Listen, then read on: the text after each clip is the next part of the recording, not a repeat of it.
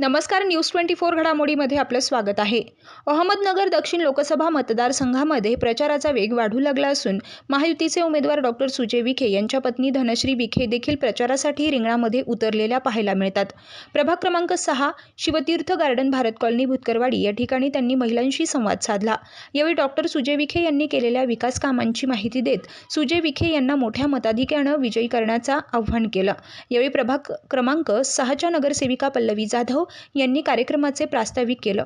यामध्ये त्या म्हणाल्या की प्रभाग क्रमांक 6 मधील आलेल्या अडीअडचणी त्यांनी प्रामुख्याने सोडवल्या असून डॉक्टर सुजय विखे यांनाच मोठ्या मताधिक्याने विजयी करण्याचं आवाहन यावेळी करण्यात आलं। यावेळी कार्यक्रमास माजी महापौर बाबासाहेब वाकळे, माजी नगरसेविका वंदना ताठे, प्रिया जानवे, लीलाबाई अगरवाल व परिसरातील माता भगिनी उपस्थित होत्या। जय श्रीराम। उपस्थित माननीय बाबासाहेब वाकळे, माननीय पल्लवीताई जाधव, माननीय वंदनाताई ताठे, माननीय प्रियाताई जानवे व प्रभागातील सर्व नागरिक, महिला बंधू व भगिनी, सर्वप्रथम तुम्ही सगळेजण आलात त्यासाठी तुमचं मनापासून स्वागत आणि धन्यवाद। आता डॉक्टर सुजय विखे पाटील हे आपले खासदार पुन्हा एकदा खासदारकीच्या निवडणुकीसाठी तुमच्या समोर उभे आहेत आणि आपल्याला सगळ्यांनाच माहिती आहे।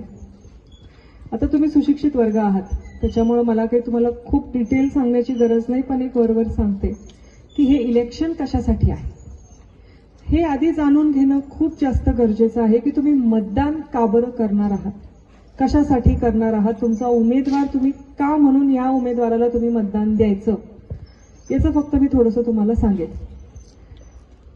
हे जे इलेक्शन आहे हे आपल्या जिल्ह्याचं किंवा महाराष्ट्राचं इलेक्शन नाही, हे भारताचं इलेक्शन आहे।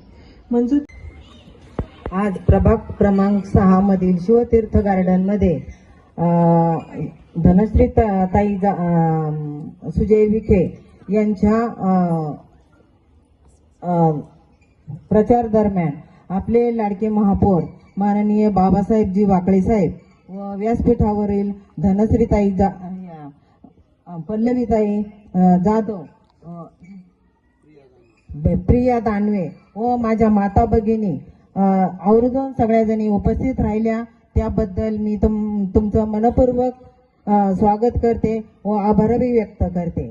व आपल्या प्रभागातील तुम्हाला माहिती आहे खासदारांनी आपल्यासाठी भरपूर निधी दिला, तो आपण महापौर यांच्या प्रयत्नातून आमच्यापर्यंत पोहोचला।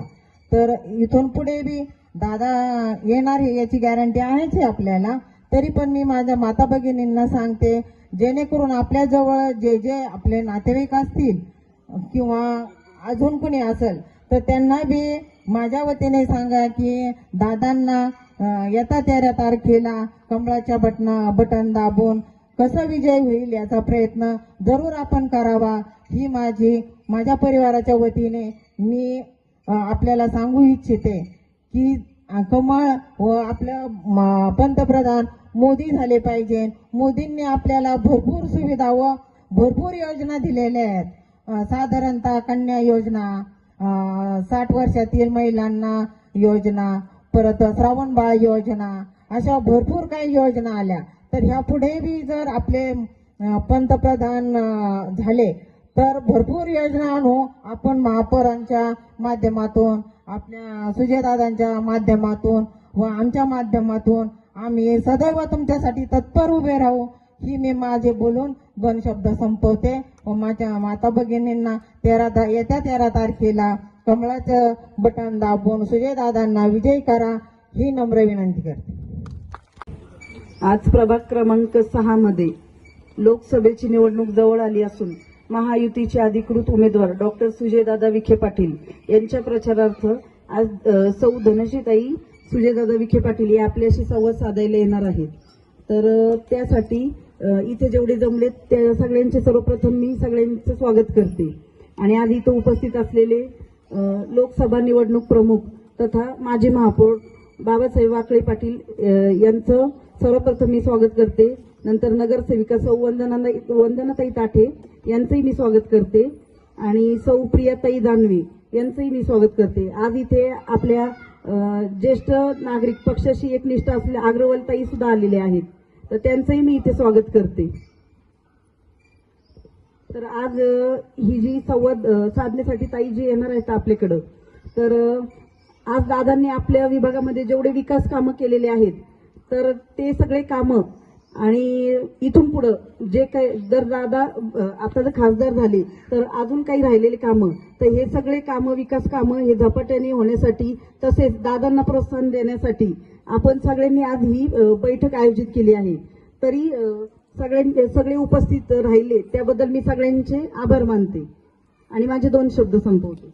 आज आपल्या प्रभागातील शिवतीर्थ उद्यानामध्ये जे कार्यक्रम आयोजित केला आहे त्या कार्यक्रमासाठी आपल्या सर्वांच्या श्री धनश्रीताई सुजयदादा विखे पाटील या आलेल्या आहेत.